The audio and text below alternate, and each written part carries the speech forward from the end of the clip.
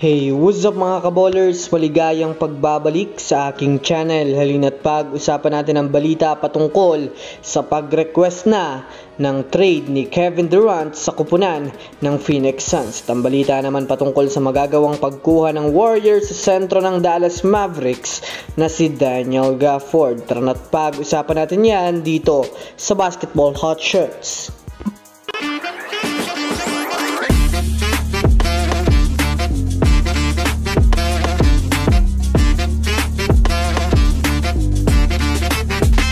Una nga muna tayong dumako mga kaballers sa balita patungkol sa pag-request na ng trade ni Kevin Durant sa Phoenix Suns. Kasabay nga po mga kaballers ng paglabas ng mainit na trade patungkol kay Giannis Antetokounmpo ay sinasabayan rin nga po ito mga kaballers ng paglabas ng mga trade rumors kay Kevin Durant.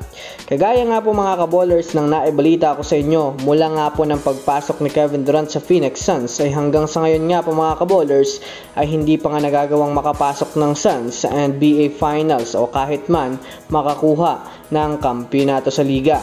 Kumbaga, nasasayang lang nga ho mga kaballers ang kanyang talento sa kanyang mga natitirang taon sa liga.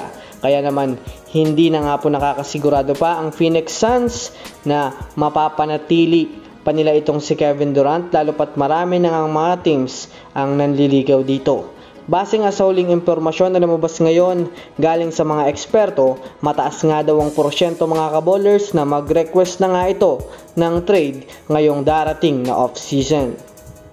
Para sa kaalaman ng lahat sa mga gustong makapanood mga kaballers at masubaybayan ng mga teams na kanilang gustong magkampiyon ngayong season ay maaaring bisitahin nyo lang mga kaballers ang FB page ng Keropi PH at i-message kung gusto nyong mag-avail ng NBA League Pass sa halagang 300 pesos ay di nyo na kailangan umasa sa mga live streamers para makapanood ang mga laro. Again, one-time payment, pwedeng makapanood ng live games until finals na yan mga kaballers at ilalagay ko sa comment section ng link. Samantala, dumako naman tayo mga kaballers sa magagawang pagkuha ng Warriors sa sentro na si Daniel Gafford.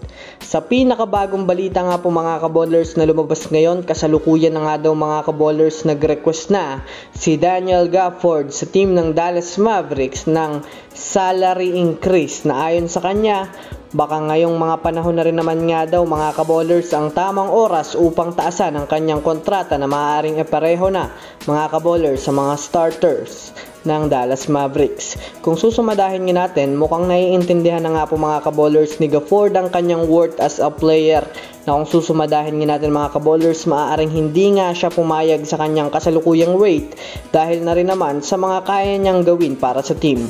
Kasabay na nga dyan mga kaballers ang pag-init ng trade rumors patungkol sa pagkuha sa kanya ng Warriors na maaaring offeran siya ng mas malaki pa dahil sa mga player na mataas ang sahod na mawawala sa kanila this coming off season. Kaya talagang kaabang-abang ito mga kaballers. So yun lamang mga kaballers, yan lang naman ang pag-uusapan natin ngayon.